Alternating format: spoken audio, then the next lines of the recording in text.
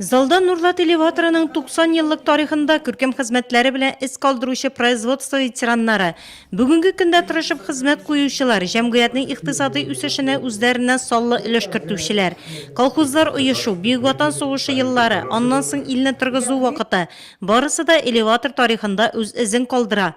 Чарада предприятиенең оешу тарихы һәм үсеше экраннарда яктыртыла, коллектив адресына котлау сүзләре җиткерелә.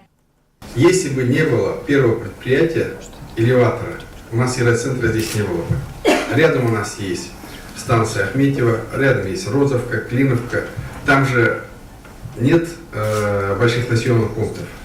Только благодаря тому, что здесь появилось первое важное предприятие, которое не только для нашего района было, и для ближайших районов, элеватор.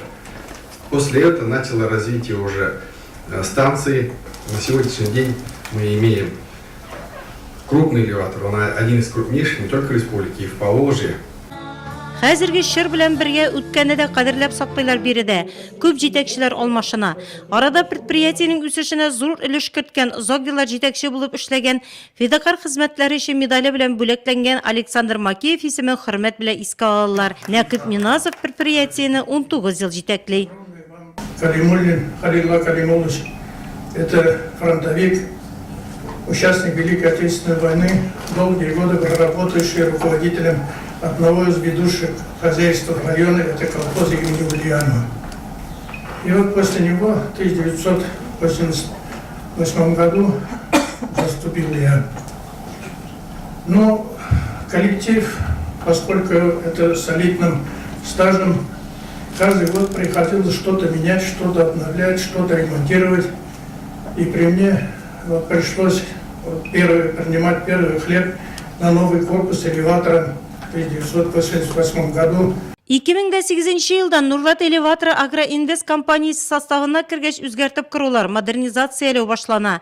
Җитештерүчәнлекне үстерү юнәлешендә зур эшләр башкарыла. Хәзер монда ашлыкны кабул итү, чистарту, киптерү, складларга салу, тимер юл буйлап һәм автотранспортларда бөртекне төяп узату өчен бөтен шартлар тудырылган. Алда бурычлар тагын да зурдан. Строительство Биллеровской мельницы при Нурлатском элеваторе был даже закуплен. Нурлат элеваторында тегермән төзү планлаштырылган иде. Аның җиһазлары сатып алынган. Ул 300 миллион сумга якын. Әмма ул елларда икътисади кыенлыклар аркасында 2014 елда Россия каршы санкциялар кертелү нәтиҗәсендә бу эш туктатылды. Бу проект гамәлгә кертелмәде. Киләсе 5 елда без тегермән төзүне тормышка ашырга ниятлибез.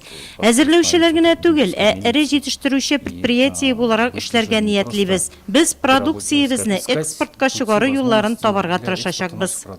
Нурлат элеваторына вакытлыча дип эшкә урнашкан кешеләр шунда лаеклы елга кадәр кала. Арада 20-30 ел эшләгәннәр шактый. Тантаналы чарада аларның 30-ына Татарстан Республикасы авыл хуҗалыгы министрлыгы, район башлыгы кул куйган мактау кәгазьләре тапшырылды. Мне за свою жизнь тоже пришлось принять в этом какую-то свою... Миңа үз гомеремдә элеватор тарихында үз өлешемне кертергә туры килде. 1979 елда элеватор төзелгәндә мин райпода эшли идем. Безне төзелешкә чакырдылар. Һәм без яңа элеватор төзелешендә катнаштык. Һәм менә үземә дә предприятиенең хисапчысы булып эшләргә туры килде. Мин бик горурланам биредә эшләвемә. Бөтен коллективны юбилей белән котлыйм. 90 елда бик күп үзгәрешләр кичергән Нурлат элеваторы, әмма максат бер генә: җир ана куенында үскән алтын бөртекне уңышлы саклау.